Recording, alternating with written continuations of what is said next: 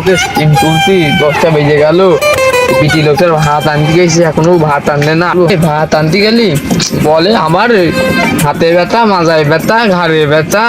বাড়িয়ে দেখা গেছে নাক ডাকাচ্ছে ট্রাকে ইঞ্জিল মানে ফেলে আমার জীবনে টানা টানা করে ফেল দিলে। বাড়ি যায় আর কি করবো, বোর সময় ভাত আনতে গেলে আনে না। ভাতটা খেয়ে যাচ্ছি না তো, এই কাজ করতে দিন খাবার হয়ে যাবে। পাশের বাড়ির কদমালি ছোট্ট মাইয়াটা। দোস্ত ভালো আছিস? হ্যাঁ বন্ধু ভালো আছি। Good morning. দিনকাল ভালোই যাচ্ছে বন্ধু। দিস আমারও তো কিছু বলতে হবে, না হলে তো একবার মূর্খ বাহিনী দিবেন। তুই না দিস খাইনি বন্ধু আছি বন্ধু, তুই এখন কি করবো বন্ধু, কাজ কর্মই নেই।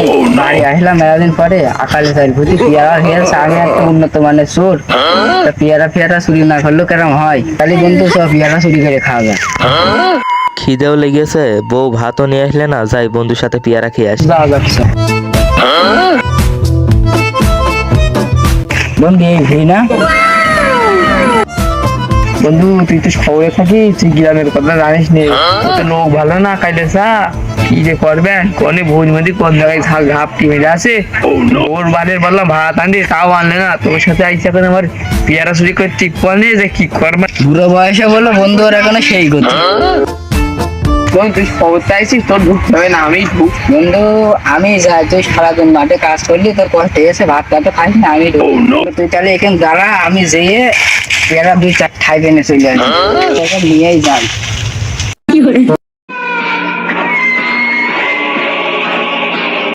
যখন বাগানে কাজ করতে আসি তখন পেয়ারা গাছে দেখা যায় 50 মন, আবার যখন পেয়ারা ব্যাপারে নিয়ে ভাঙতে আসি তখন দেখা যায় 20 মন। এর মানেটা কি? তাহলে পেয়ারা কেউ চুরি করে নিয়ে যায় না তো? এদিকে আসি। এই কি রে, ছেলে পিলে পেয়ারা চুরি করছে না কি? বন্ধু নে ওই কই কই মত দে দে দে দে দে। আমি পারি না আর পারি আমি কি রে, আমি সে বন্ধুটা কনে গেল?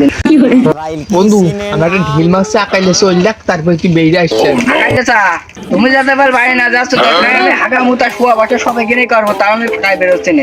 বেরোলিও ঝামেলা, না বেরোলেও ঝামেলা।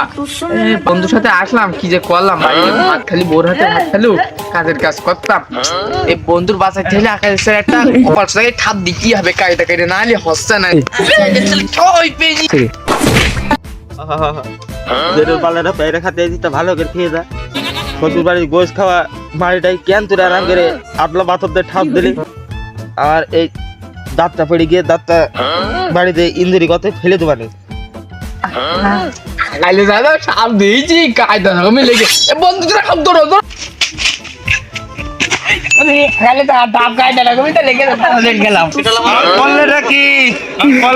আমার বংশের সদর হাসপাতালে আমার ভর্তি না, যেটা বলে আমার মারিটা করলে